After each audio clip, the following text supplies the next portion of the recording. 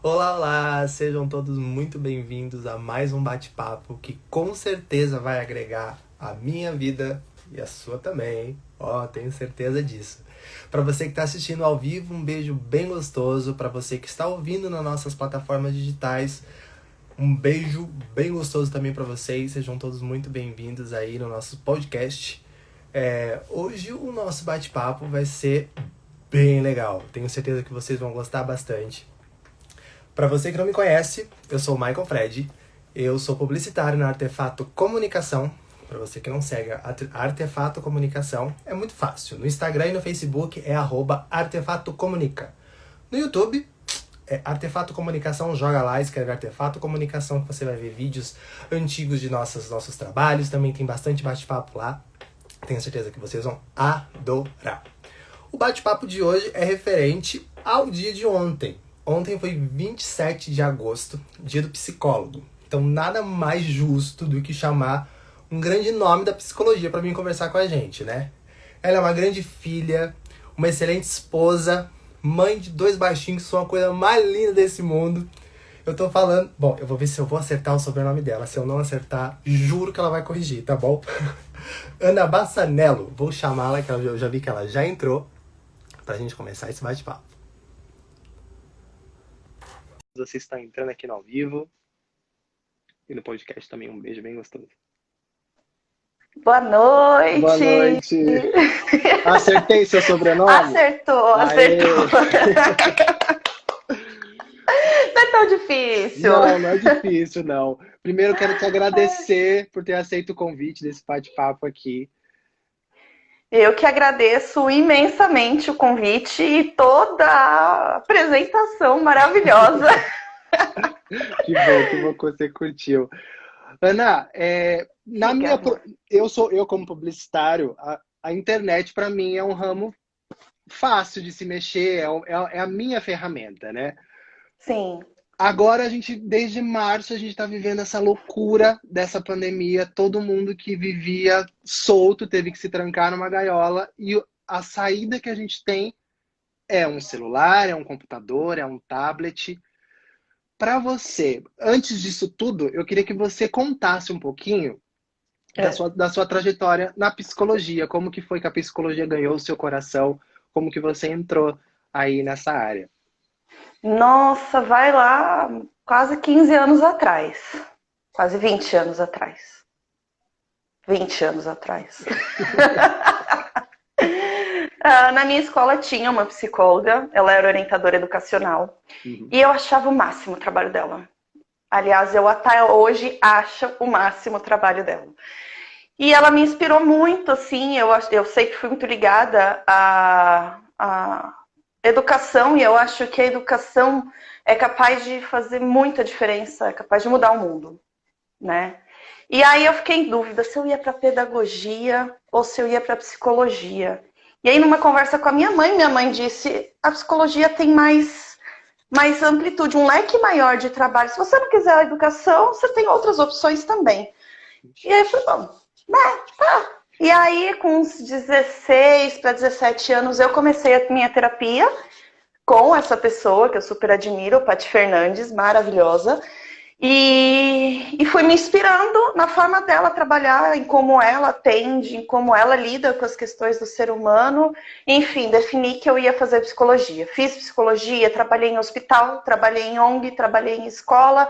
E aí, quando eu estava em escola, que era a minha realização de sonho, né, de início de faculdade, eu engravidei, tive meu primeiro filho, Pedro, há 5 anos atrás. E ele. E na hora de voltar, eu não quis voltar. Eu não vou voltar porque eu não vou cuidar do filho dos outros, deixar o meu com outras pessoas para cuidar, coisa de mãe. E aí, então, eu defini que eu ia voltar para a psicologia, mas de uma outra forma. Então, eu mergulhei de cabeça na psicologia clínica e tô desde então. Então, são 10 anos de formada e 5 voltada para a área clínica, né? Que máximo. E foi isso. E aí, agora, a grande surpresa da pandemia. Eu a maior parte dos meus atendimentos eram presenciais, na clínica. Uhum. E eu tinha 2 ou 3 pacientes, era muito pouco, era raro o aceitamento, né, de fazer um atendimento online. Normalmente eram pessoas assim que recebiam indicações do meu trabalho e moravam fora. Ou, com exceção de uma paciente, que era minha paciente presencial, e num determinado momento a gente mudou para atendimento online. Então, de todos os meus pacientes, 3 apenas eram online. E aí, então, veio a pandemia. Antes da pandemia, eu entrei de licença maternidade, tive meu segundo filho, nasceu em janeiro. Quando eu estava voltando, fiz 1 semana de atendimento presencial. E logo em seguida veio a pandemia e aí, assim, migramos todos para o atendimento online. É um grande desafio. Eu imagino. E como foi a aceitação dos seus pacientes a ser online? Tiveram algumas, tipo, eu não quero ser atendido online, eu quero ser atendido presencial, ou na sua grande maioria eles aceitaram numa boa? Olha, foi bem mesclado, assim. Teve gente que falou, não, vou esperar voltar presencial. Teve, né? Estamos aguardando ainda o atendimento presencial, porque eu ainda não voltei. Ah, você ainda não voltou.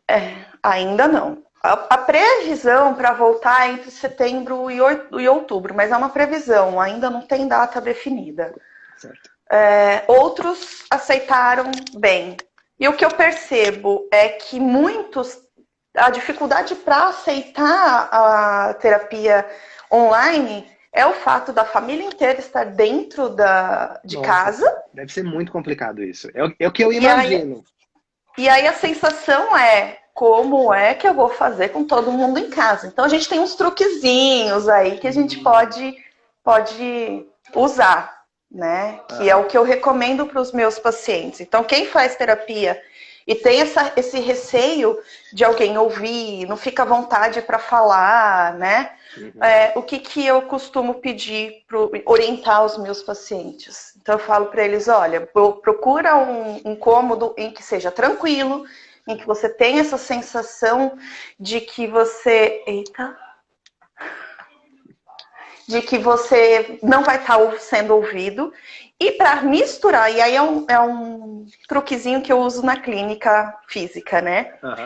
Para misturar, para distorcer um pouco o som que sai da sala de atendimento, do consultório, eu uso um rádio na sala de espera. Então, um rádio na sala de espera não é simplesmente para deixar a sala de espera um ambiente acolhedor, né? Ele é para confundir, se misturar ali com a voz do paciente para garantir o sigilo e a confidencialidade daquele atendimento. Então, o que eu falo para os meus pacientes? Faz o mesmo em casa. Coloca lá um sonzinho, uma caixinha de som na porta do cômodo que você tá. Coloca uma música que te agradar. Aí independe do que vai ouvir, né? Se vai ouvir notícias, se vai ouvir música, se vai ouvir música cantada, música ou só instrumental. Mas é mais para o som confundir com a voz, né? E trazer essa sensação de que está sendo confidencial, é um momentinho só das pessoas. Porém, teve gente que não conseguiu, né? Às vezes mora num apartamento muito pequeno, às vezes mora numa casa com muita gente, muito movimentada. Então, acaba ficando difícil. Então, tiveram alguns que não vieram para o atendimento online. Então, a gente está aguardando para ver como é que vai ser daqui para frente, né? Sim, então eles estão aguardando, tomara que as coisas já voltem aí o mais normal, entre aspas, possível, né? Ana, você falou pra gente que você já atendia alguns pacientes à distância via internet. Como é para você esse mundo de internet antes da pandemia e pós-pandemia? Você já tinha um bom relacionamento com... Tem gente que realmente não se dá muito, mexe um pouquinho lá, um pouquinho cá, mas como foi para você se adaptar a isso e se foi fácil para você se adaptar agora no novo? Olha, eu atendia por por necessidade dos pacientes. Confesso que não era uma modalidade que eu me sentia completamente à vontade. Eu, como uma pessoa que gosta do toque, né? Você da comunicação deve saber, da sinestesia, extremamente sinestésica, gosto do abraço, gosto de um toque. Não ter isso na entrada do paciente, não sentir como o paciente chega, não sentir como o paciente está indo embora, era uma grande dificuldade para mim, né? Então, foi algo que eu precisei superar nesse período de pandemia.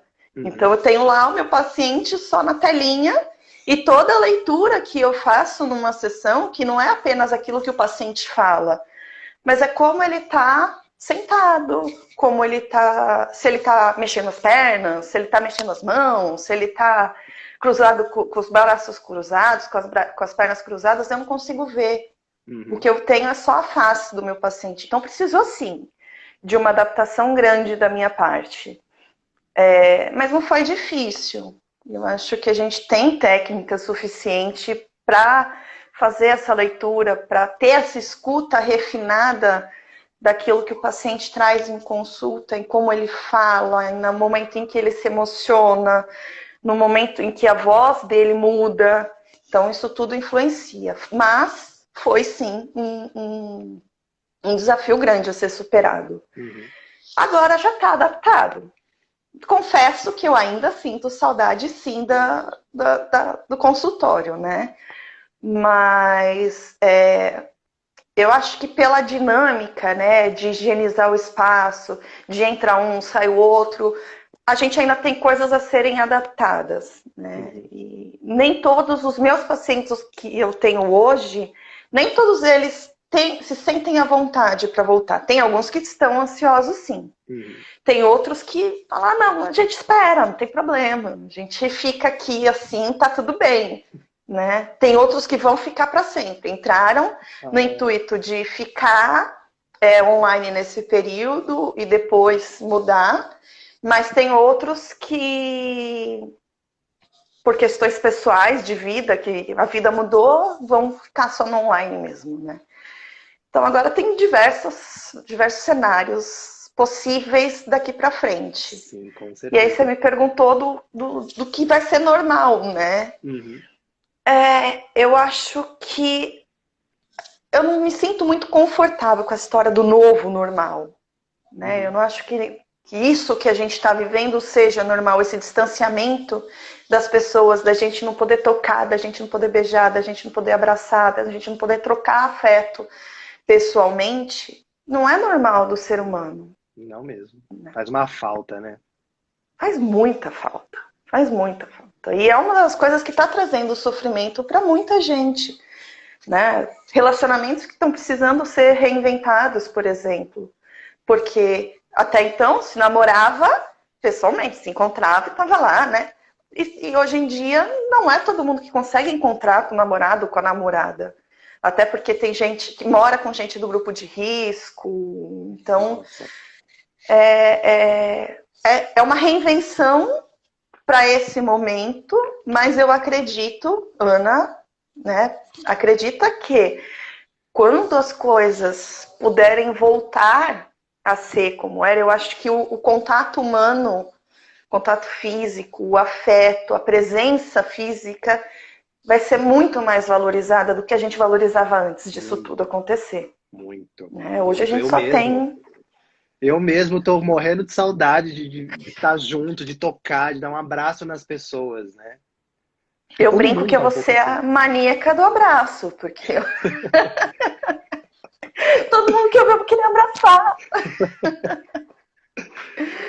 A gente não dava o valor, a gente não dava esse valor, né? Antes era uma coisa tão normal, a gente encontrava, dava um beijo no rosto e tal.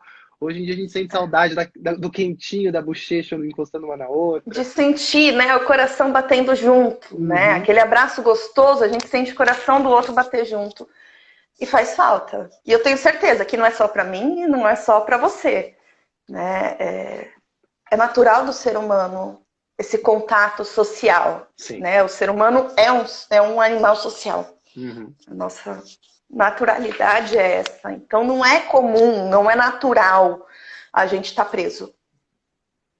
E até por isso que hoje em dia eu vejo que a demanda tem crescido, né? O serviço da psicologia, ontem mesmo num grupo de psicólogos a gente estava comentando como que parece estar sendo muito mais valorizado, muito mais interessante para as pessoas buscarem a terapia, porque elas estão sentindo os efeitos desse isolamento. A gente não é um ser para ficar isolado, para ficar fechado só naquele núcleozinho. A gente é um ser social, a gente é um ser que vai estar no meio de outros parecidos ou muito diferentes. Né? Isso é nosso. E nessa loucura de pandemia, você ganhou novos pacientes ou continuou com o seu time que você já estava antes da pandemia? Tiveram novos pacientes que te procuraram por conta disso tudo? Muitos novos, muitos novos. De junho para cá, assim, a demanda cresceu absurdamente. Por isso da conversa, né? Da gente achar que hoje a psicologia tem ganhado o mercado, porque a demanda cresceu muito, a procura cresceu bastante. Então, eu acho que a maior parte dos meus pacientes hoje são novos. Caramba! São novos. Então, a agenda tá bem movimentada. Assim. E eu perguntei de você como foi a sua adaptação com a tecnologia. E como foi a adaptação dos pacientes? Você teve que ajudá-los a baixar aplicativos para poder se comunicar? Ou, na grande maioria, eles souberam se virar sozinhos? Olha, eu uso aplicativos comuns. Né? Eu não uso nenhum tipo de aplicativo muito específico. Então, o Skype e o vídeo do WhatsApp são as minhas ferramentas principais. Então, acho que eles já estavam meio que adaptados. Lógico que tem as intercorrências de internet travando, de muita gente usando em casa, então fica aquela internet instável. A questão da gente se adaptar, às vezes a ligação cai, a gente tem que voltar, tem que retomar o assunto. Isso não acontece no presencial. Então, são todas coisas que tanto eu quanto os meus pacientes precisamos nos adaptar. E acaba virando piada dentro do atendimento, né? Quando tem paciente meu que está desde o comecinho da pandemia e quando dá algum problema, a gente brinca e fala, quando a pandemia passar, a gente vai estar adaptada ao mundo, ao mundo da tecnologia. Super! A gente vê as pessoas de mais idade, né, que não tinham tanta facilidade com tecnologia, que hoje em dia estão mexendo melhor do que a gente. Estão dominando. Estão dominando. E eu acho que até por conta de necessidade, né? É a janela para o mundo que eles têm hoje. Então, eles também precisaram se adaptar. Estão mais isolados do que a gente, né? Os idosos estão num momento complicado, né? A gente vê casos de depressão na terceira idade crescendo absurdamente, porque eles que viveram mais ainda do que a gente, com contato físico presencial, né? A gente ainda se adaptava, né? Com quem estava distante. Mas eles tinham muito disso, né? De gente que é idosa hoje falar que cresceu brincando na rua e de repente está trancado dentro de casa.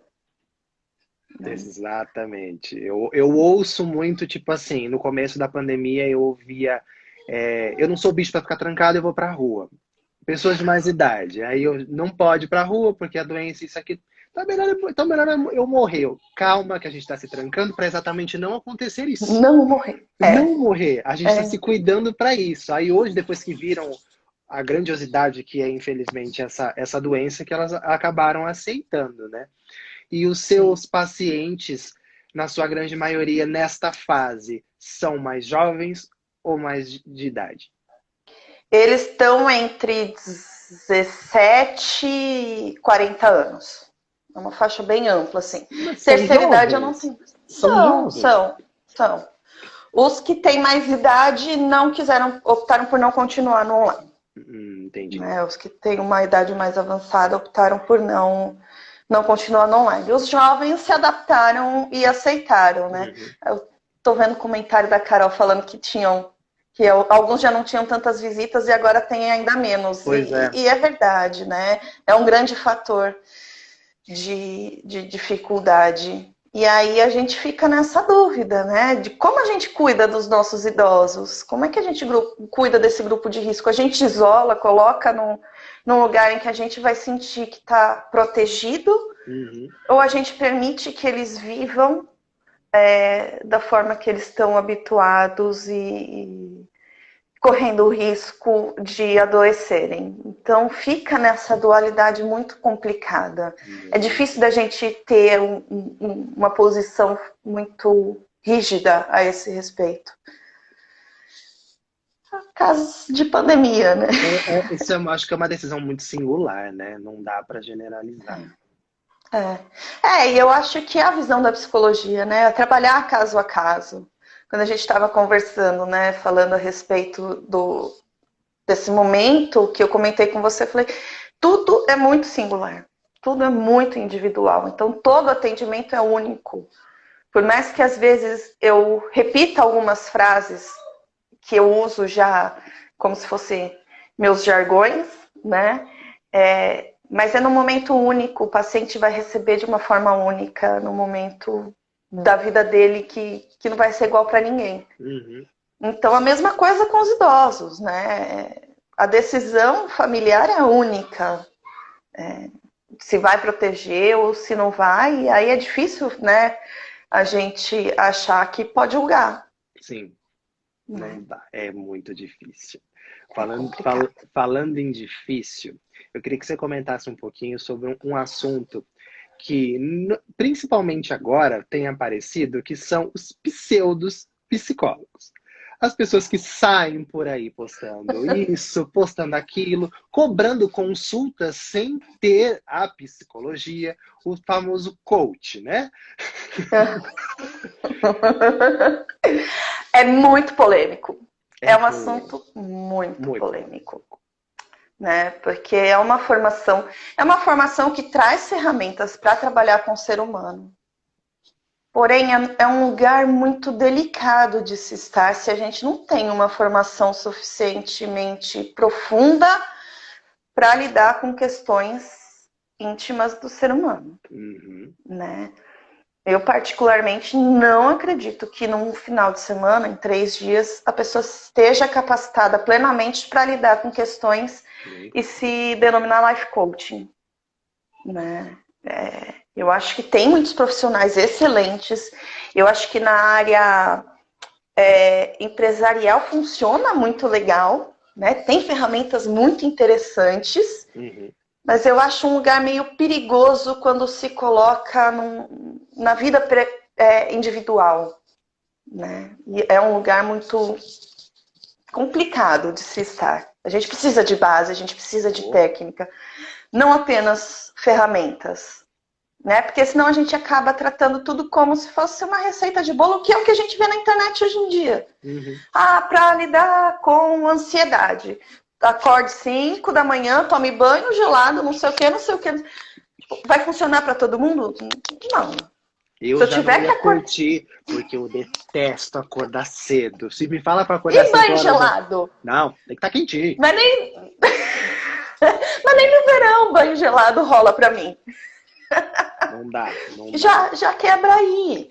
Né? Essa coisa de receita de bolo não funciona para todo mundo. Se eu falar para você ser feliz, você tem que acordar 5 da manhã, para você não vai funcionar. Eu vou ficar muito infeliz. Eu vou ficar de... Se eu tiver que acordar 5 da manhã, eu vou ficar super de mau humor o resto do dia. Eu não gosto de acordar cedo. Eu também não. Então, assim, tem gente que gosta. A Carol falou que gosta. Então, pra ela funciona, legal. Funciona. Você gosta de banho gelado? Você gosta de banho gelado, Carol? Conta aí pra gente.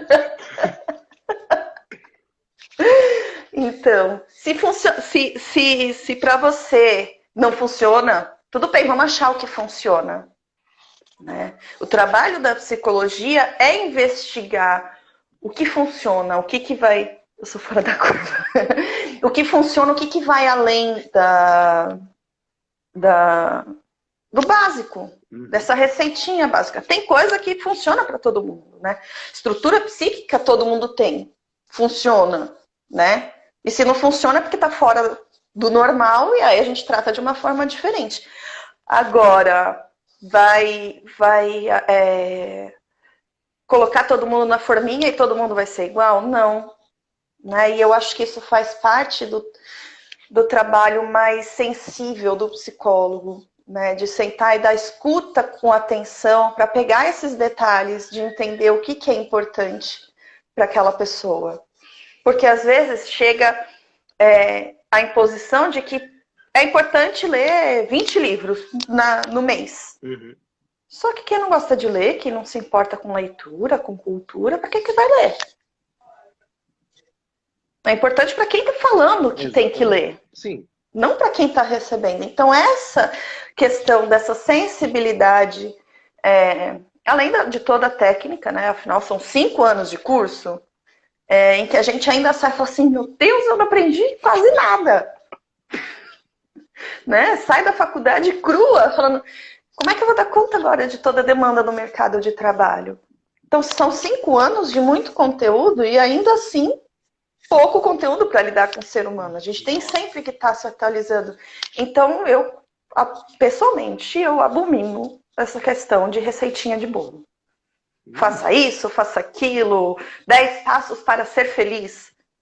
Mas o que é felicidade para você e o que é felicidade para o outro? O que é felicidade para mim que montei esse texto? Né? Para mim, felicidade é andar na praia, é estar perto do mar, é estar perto da natureza. Mas quem não gosta de praia? Eu vou falar que felicidade é estar na praia? Então, é muito particular. A pessoa não vai curtir muito, não. Quem não gosta de praia, você tá louca? Você tá louca, essa psicóloga... Então, e aí também tem, né, em todas as áreas tem esses profissionais que falam, não, eu vou...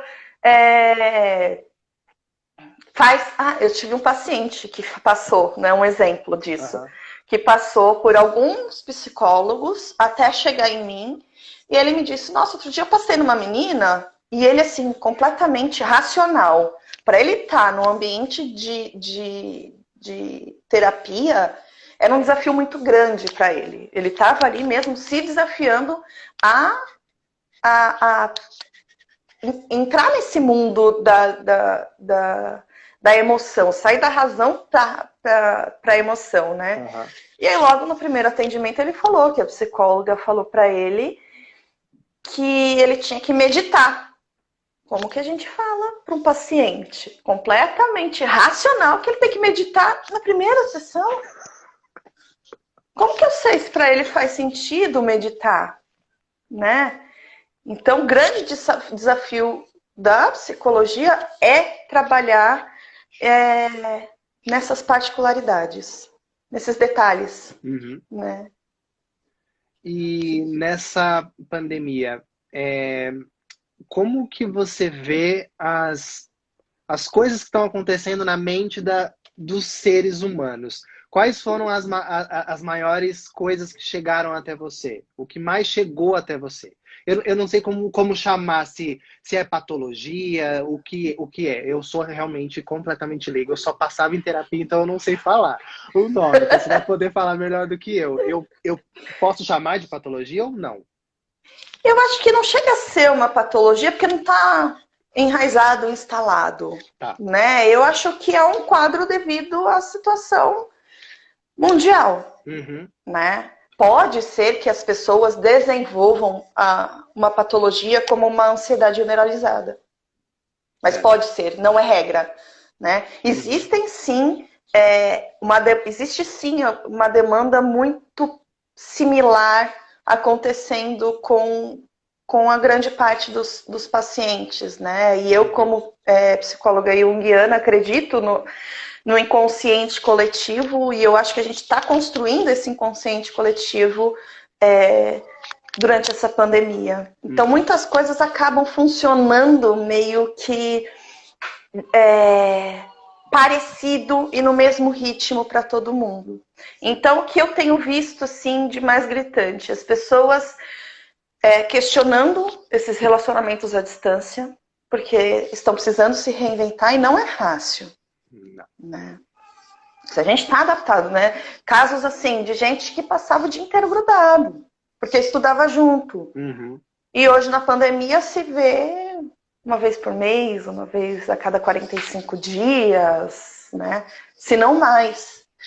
Então isso precisou de uma reinvenção e gera questionamento, gera ansiedade, gera dúvida, gera um monte de situações novas, né? Então a demanda vem, como é que eu lido com tudo isso? Uhum. Tô trancada em casa, não sei como resolver, não posso ficar me expondo, né? Pela minha saúde, pela saúde da minha família, pela saúde da família da outra pessoa, pela outra pessoa.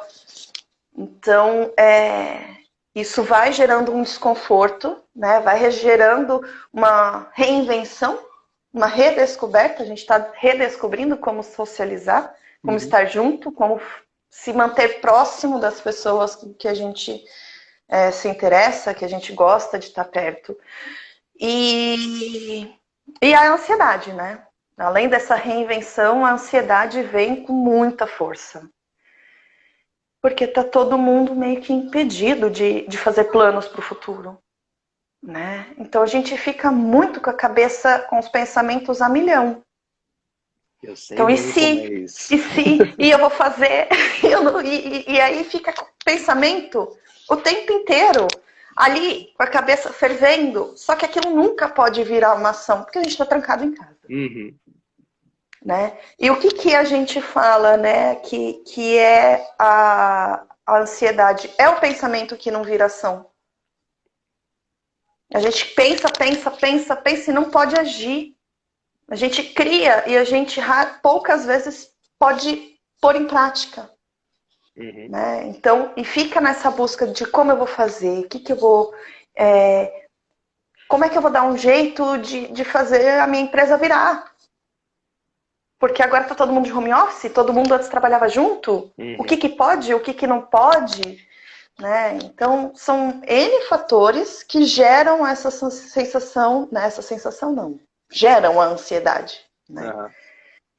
E aí a gente vai, durante a terapia, descobrindo como fazer com que essa ansiedade vá baixando, né? E a gente costuma dizer que é como se fosse abrir ralos, né?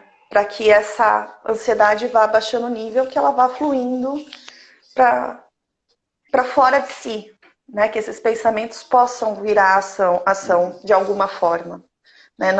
Não sempre a gente vai conseguir colocar em prática aquilo que a gente pensa, colocar em prática aquilo que a gente deseja, mas a gente pode buscar outros meios de viver com um pouco mais de equilíbrio nesse momento de pandemia. Eu sou completamente apaixonado por psicologia. Eu ia fazer psicologia faz o quê? Uns 10 anos, quando eu terminei a nutrição, que tinha psicologia dentro da nutrição, né? Que você precisa entender e tal. Só que aí tinha anatomia. E eu já fiz nutrição com anatomia, foi um sacrifício para mim. Aí eu desisti. Olha, anatomia, só para te dar um gás, assim, vai e faz, porque a anatomia é muito pouco que a gente tem. A gente não acessa a peça inteira, pelo menos não onde eu fiz a faculdade. Não era o corpo inteiro, eram partes. Então, se a gente ia investigar o sistema reprodutor, são os órgãos reprodutores e o que compete a eles que a gente vai investigar. Uhum. A gente trabalha muito com anatomia cerebral. Então, a gente pegava os cérebros. Sim. E aí, como eles estão dentro do formal, pelo menos para mim, nem parecia de verdade, porque ele estava tanto tempo ali no formal que já estava até emborrachado. Uhum. Então não é aquela coisa, órgão que a gente imagina meio melequenta, que você vai pegar na mão e vai escorregar, tipo slime. Sim, slime. É uma peça mais firminha. Então é muito tranquilo. O ruim é o cheiro do formal, que é forte, mas é muito tranquilo. Mais ou menos, a prova de anatomia era difícil. Não, eu lembro que eu cheguei a tirar assim, lençol. Brá, pum, caí pra trás. Jura? Juro. Aí as Que aulas louco. tiveram, as aulas tiveram que ser por slide, por minha causa. O povo quis me matar, né? Acabou com a Acabei! expectativa do Eu povo ter a aula de anatomia. Não, tipo, eu era o único homem na sala de nutrição. O único homem desmaiou. Então, se o homem não aguenta, não vamos tirar a anatomia presencial. Vamos pôr todo mundo Ai, na salinha. gente, mas que machismo!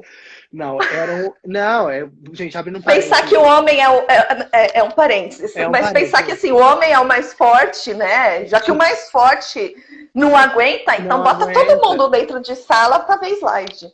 Não, era assim. Até porque na época que eu fiz nutrição, o vegetarianismo, o veganismo era muito, muito pouco. E eu já era vegetariano na época. Eu era super discriminado na sala e tal, porque achavam que era frescura. Hoje em dia, inclusive, uma das professoras, ela fez a pós em nutrição vegana. Então eu fico, ó, tomou. Sensacional. Quando a gente pega umas dessas, assim, Porra! é do E ser humano, né? oh, Vamos falar. Não tem ninguém que vai falar assim, ah, eu não fico feliz, né? fico sim! Fico sim! Sou bonzinho, mas eu fico sim! Oxi! É. E... É uma loucura isso, né? É a Uhum. questão de trabalhar a individualidade e as expectativas, né? Nem sempre há um preparo, porque o professor está tão habituado com aula de anatomia que nem sempre tem um preparo para falar, olha, vamos para o laboratório de anatomia, será assim, assim, assado. Se não se sentir bem, sai da sala, não tem problema e tal. Só chega e fala assim, tã, Não, surpresa! pum, eu nem lembro se era homem ou era mulher, eu só lembro que tava com os olhinhos fechados e eu pum pra trás. Foi a coisa mais horrível do mundo. Não. Eu confesso que a única vez que eu me senti muito mal numa aula de anatomia foi quando a gente, de curiosa, eu era um grupo de 8 meninas na faculdade, né? E Uhum. a gente muito curiosa, né? Em plenos 18 anos, vamos ver, vamos viver e tudo mais, né? A gente foi atrás dos fetos.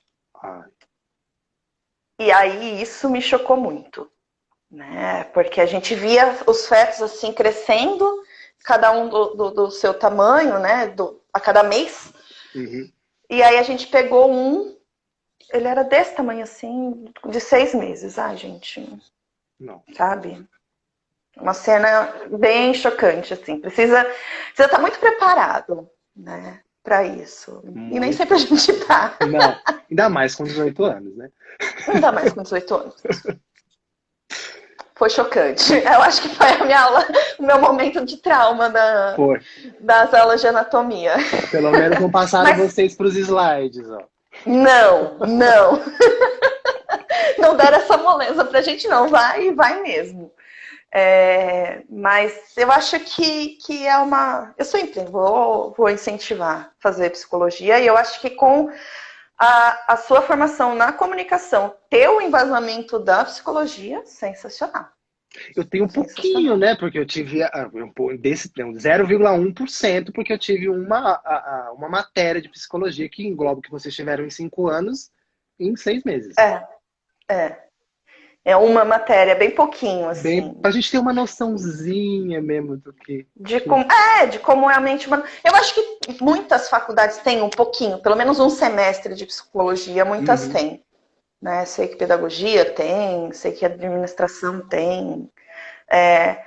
RH, gestão em RH, que eu tenho a Leila, que tá aí também.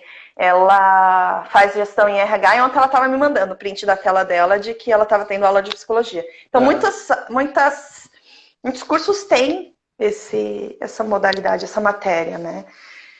Mas eu sempre vou incentivar, vai, investiga mesmo, aprofunda mesmo, porque é sensacional, né? Como As você está possibilidades. incentivando as pessoas a fazer psicologia, que é a sua profissão e que você ama, quais são as áreas que a psicologia pode atuar além da clínica?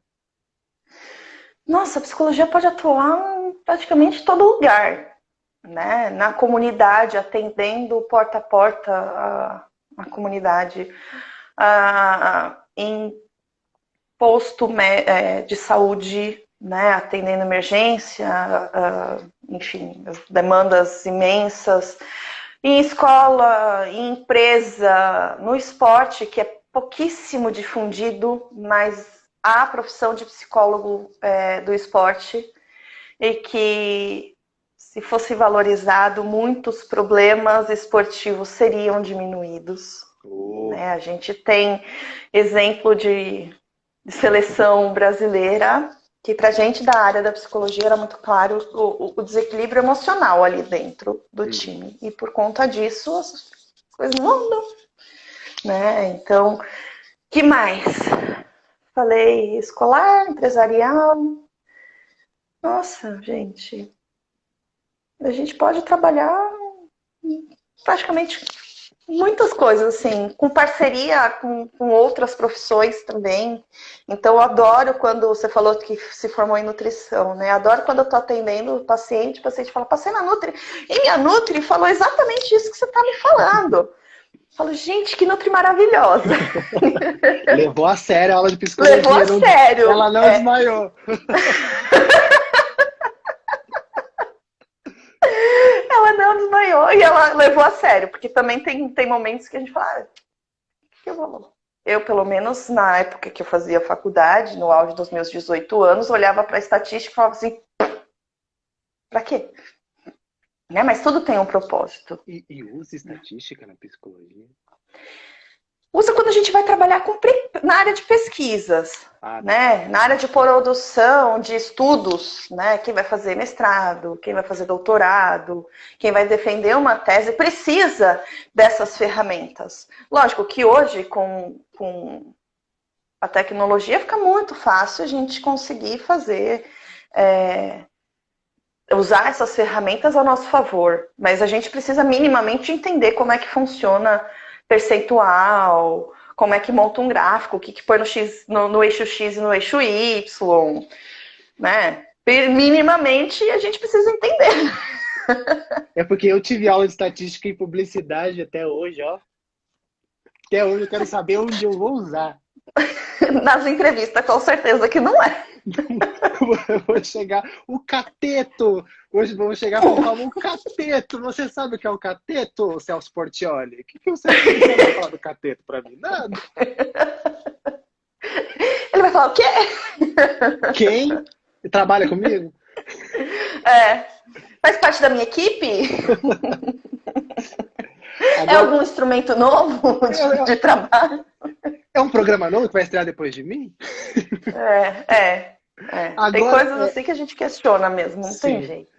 Gente, vocês que estão vendo no ao vivo, vocês estão vendo a gente e tal. Vocês estão ouvindo o podcast, não estão vendo, mas eu tô me segurando pra não me fazer. Porque ela tá me observando o tempo inteiro. Então a mão fica pra baixo, eu tô meio assim, meio parado, porque ela tá me observando, gente. Ela tá me observando. Então eu tenho que... Ai, gente, isso é tão engraçado. É muito engraçado, porque assim, é algo que a gente lida a vida toda. Falou que tá estudando psicologia. Ai, meu Deus, tá me analisando. Gente, eu tô tão aqui preocupada com o que eu vou falar.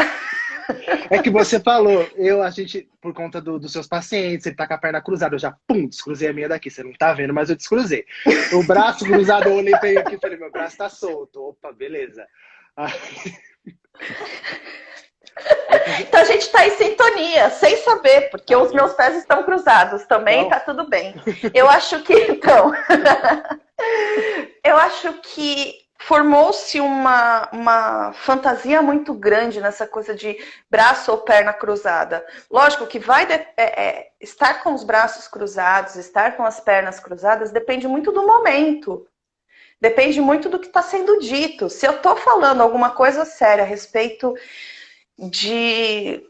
do meu trabalho e eu tô aqui assim, eu tô mostrando que eu não tô aberta para isso, né? Eu não tô muito afim de papo.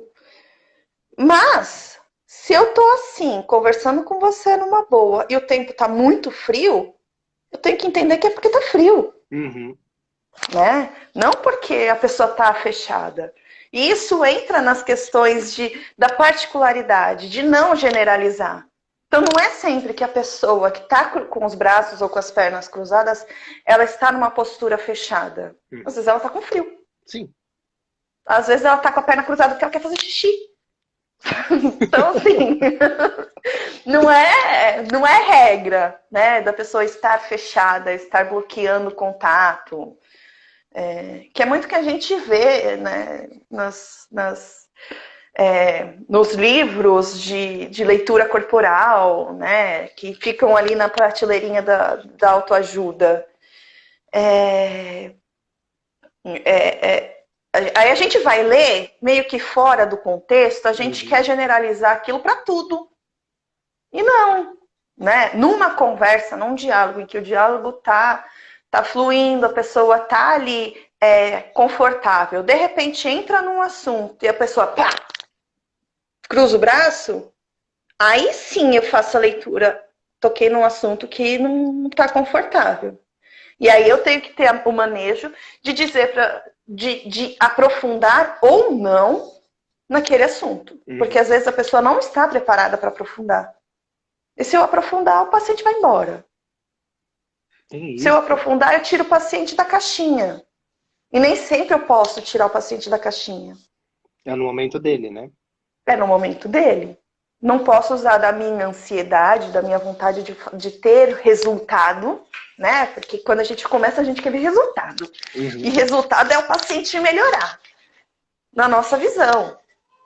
Né? Não no passo do paciente. Então, a gente vai ganhando essa malícia de que nem sempre eu posso cutucar a ferida.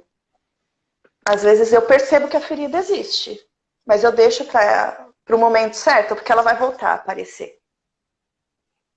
Gente, que fantástico isso. A gente vai ter que Às fazer vezes a gente 200 lives dessas, gente. Eu adoro. Tô amando. Tá fácil. Às vezes, muitas vezes a gente vai para terapia, eu também faço terapia, né? Eu acho que é o básico de um terapeuta, estar com a sua terapia em dia. A gente acha que a gente não vai mais tocar em determinado assunto porque ele incomoda. Só que aquele assunto ele não vai embora. Se a gente coloca a sujeira para debaixo do tapete, se a gente levantar o tapete, ele vai estar lá. E vira e mexe, a gente vai dar uma tropeçadinha embaixo Embaixo não, a gente vai dar uma tropeçadinha nessa sujeira que está embaixo do tapete. Porque vai crescendo a sujeira, né? E o tapete vai ficando mais... Vai ficando maior. Exatamente. Então a gente às vezes acha que esconder não vai mais ver, não vai mais falar, mas vira e mexe aparece. Aparece num deslize quando vai falar, aparece num sonho, aparece num outro formato quando a gente vai falar, sei lá, eu briguei com meu marido, mas eu não quero falar que eu briguei com meu marido. Só que eu vou falar o tempo inteiro a respeito de brigas. Como eu lido com as brigas. Então, assim, esse manejo clínico que a gente precisa ter, né? De quando você falou, dos cursos de coaching e tudo mais, é esse cuidado. Nem sempre a pessoa que está na nossa frente, ela tem estrutura para lidar com aquilo que ela coloca numa caixinha. A Jana falou aqui, ela coloca numa caixinha. Ela coloca numa caixinha. Se eu for lá e, de repente, tirar tudo da caixinha dela, ela vai perder o centro. Ela pode desestruturar. E aí, como é que eu lido com um paciente desestruturado se eu só tenho 1 hora de atendimento?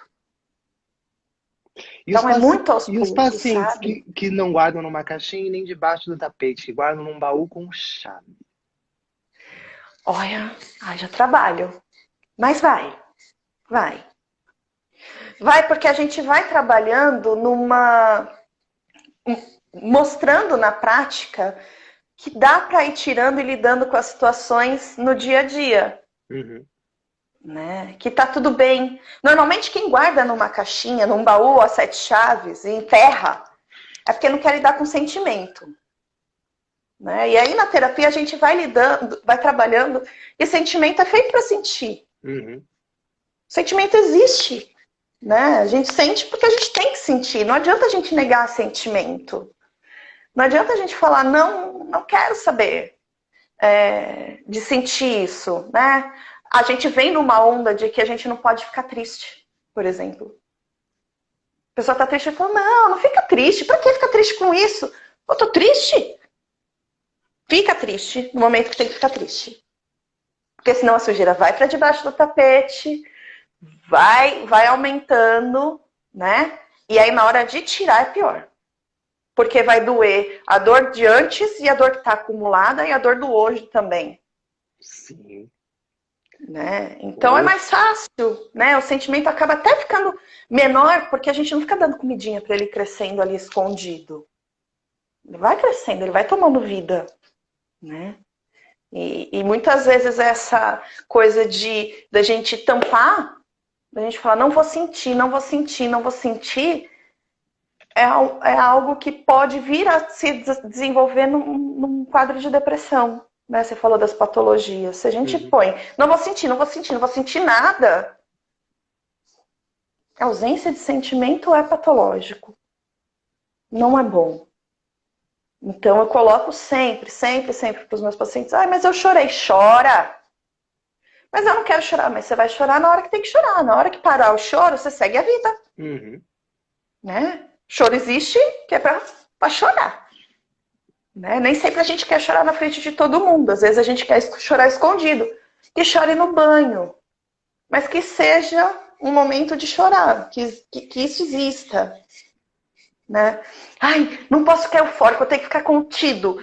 Eu vou congelar. Não vou ficar eufórico, não. Por quê?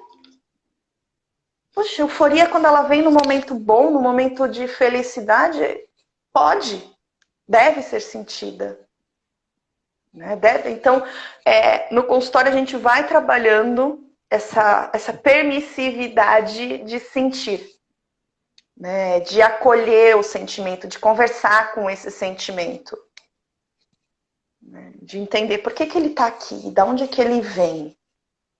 O que ele veio me trazer, me dizer. E aí vai aos pouquinhos, assim. A gente vai desenterrando, vai procurando a chavinha certa, até que o baú dá uma abridinha, depois a gente fecha e finge que tá tudo bem. Não abriu. Não abriu, deixa ele lá. Sim. E às vezes, assim, a pessoa sozinha, ela vai trabalhando esse sentimento. Às vezes, só dela se permitir sentir, ela não precisa nem falar. Porque o sentir já é suficiente para elaborar algumas questões. E aí ela vai. E aí vai lindamente. Assim, tem pacientes que chegaram com algumas questões que a gente foi trabalhando meio que indiretamente, que hoje voou, assim, são casos assim lindos de acompanhar. Deve ser ótimo ver os resultados, né? É uma delícia. Gente, eu tinha muita pergunta para fazer. Voou essa hora. Infelizmente voou. Eu falo muito, né? Foi uma delícia, foi uma aula pra gente. Pelo menos pra mim. Bom. Eu quero voltar a fazer terapia, gente. Eu vou fazer terapia. Vou fazer volta. Para encerrar aqui o nosso assunto, eu queria que você falasse um pouco sobre os dias de hoje, pós e pandemia, que são as redes sociais. As pessoas acabam uma olhando a vida da outra e vendo que a vida da outra é espetacular. Você consegue resumir isso em alguns minutinhos? Eu sei que esse é um assunto muito amplo, mas... Mas é algo que aparece muito em consultório também. E o que eu costumo falar é, você quando vai postar na rede social, que você... Volta. Quando você tá passando mal, tá com dor de barriga, você vai tirar foto no banheiro e dizer que tá com dor de barriga? Não. Pior que eu conheço gente que faz. Não vou expor. Eu não vou expor, porque a pessoa nem aqui no Instagram tá, mas eu conheço gente que faz. Então, porque ela precisa de atenção. Aí a gente entende que tá necessitada, assim, e não é ruim, né? Ela tá gritando por atenção. Sim. Ela tá, né? Um outro... Sim, eu também entendo isso daí. E aí, assim... Se a gente tá passando fome, a gente não vai postar na rede social. A gente vai postar na rede social o que é bom, o que é legal, o que a gente quer mostrar. né? Então, assim, não... É um recorte da vida. Aquele momento, uma foto, um vídeo, é um recorte, né? Não é a vida inteira. Naquele momento, a pessoa tá feliz, mas e fora da foto, será que ela realmente está curtindo? Porque hoje em dia, né, e aí é uma outra questão que a gente pode conversar, as pessoas mais vivem os momentos mais para postar, para colecionar fotos, para postar no Instagram, no Facebook, e em todas as redes sociais possíveis, do que realmente estar entregue naquele lugar e naquele momento, vivendo aquilo tudo. Né? Então, são coisas que são, não, são recortes mesmo. Então, não dá pra gente levar a ferro e fogo tudo que a gente vê na internet e queira comparar a nossa vida. Porque quando a gente vai comparar com a nossa vida, a gente não vai comparar a nossa vida boa. Não. A gente vai comparar com a nossa vida que não tá boa. Exatamente. Né? Então, E todo mundo, é um recorte. Todo mundo usa filtro, gente. Ninguém tem a pé. Eu tô de filtro, inclusive. Eu estou de filtro, vou assumir. Eu estou. Olha, o meu filtro é a maquiagem. Da próxima vez eu vou procurar um filtro. Pra você que está vendo ao vivo, eu estou de filtro. Eu não tenho essa cara lisinha, não. Não, eu caprichei na maquiagem, não usei filtro, não. Porque eu não tinha essa malícia ainda. Eu estou com os dois pra ficar porreta.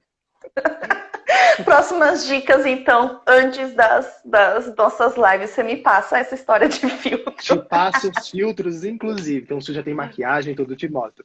Ana, quero te agradecer imensamente por você ter topado falar aqui com a gente. Como falaram aqui, foi uma sessão de terapia de verdade. Foi muito gostoso. Eu queria que você passasse seus contatos, seus telefones, suas redes sociais. Olha, tá tudo muito fácil. O meu Instagram é @psianabassanello, com 2 S e 2 L's. Na bio já tem o link direto para falar comigo no WhatsApp. Ou pode me mandar uma DM, que eu tô sempre com o celular. Se eu não tô atendendo, eu consigo responder rapidinho. Se não, em 1 hora, 2 horas eu já tô livre e consigo responder. E lá tem toda a facilidade para falar comigo. Tem meu WhatsApp, tem contato pela DM. E aí a gente pode ir conversando. Eu quero muito agradecer esse convite. Vou confessar agora que está no fim, que foi minha estreia em lives. Ai, que delícia! Que era uma coisa assim, um grande desafio, né? Nesse mundo tecnológico, eu mergulhar e aceitar fazer uma live. Então, agradeço muito, muito, muito pelo convite e por fazer parte dessa minha estreia, né? De uma forma tão legal. Ah, que bom. Ficamos imensamente honrados aí de fazer um pouquinho parte da sua história também, viu? Muito, muito, muito obrigada por tudo isso, viu? Obrigado a você. Um beijo para todo mundo, para vocês. E aí, quem tiver dúvida, pode me mandar mensagem. E aí a gente vai se falando. Manda lá, gente. É @psianabassanello. Com 2 S's e 2 L's.